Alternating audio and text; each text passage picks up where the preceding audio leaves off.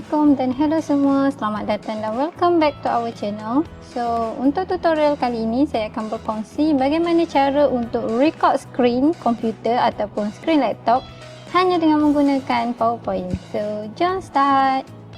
First, pastikan korang dah buka korang punya PowerPoint. Dan untuk record skrin, korang perlu pergi dekat insert. Dan dekat bahagian hujung ni ada screen recording. So, korang klik je.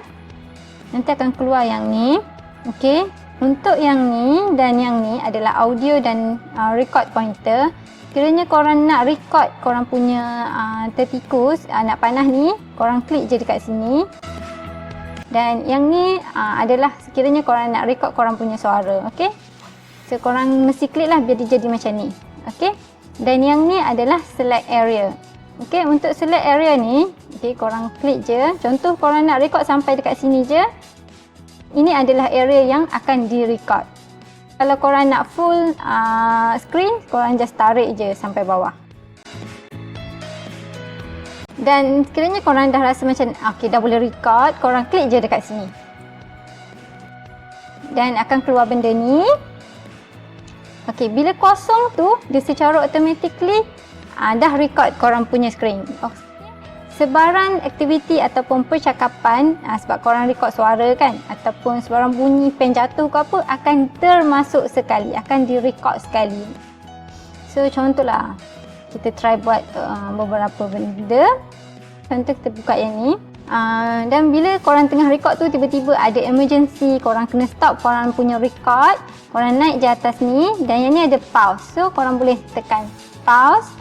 Okay, kalau korang nak record balik, korang just klik balik this one.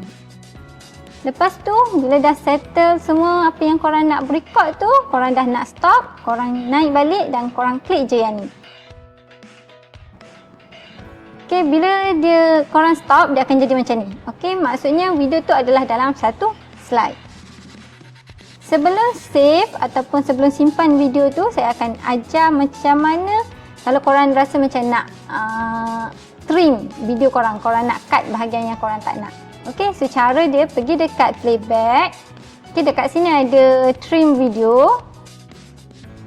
Korang boleh tarik je, contoh macam korang tak nak area yang belakang ni ke, ataupun area yang kat depan ni ke, korang boleh trim. Bila dah okay, korang just klik okay. Okay, dekat sini korang klik automatically. Okay, bila dah settle, okay, cara nak save simple je. Korang just right click, save media as. So, dekat sini korang just letak nama ataupun tajuk. Lepas tu korang save. Okay, pastikan korang ingatlah kat folder mana korang save tu. Dan save. So, cara nak tengok kita punya video tadi macam mana. So, korang pergi je dekat folder yang korang dah save dan korang open.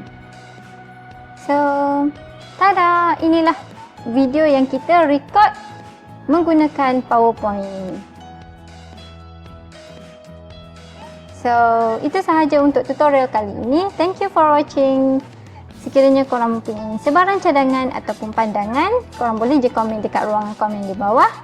Ataupun boleh je direct email ke email kami. Thank you for watching. Assalamualaikum dan bye.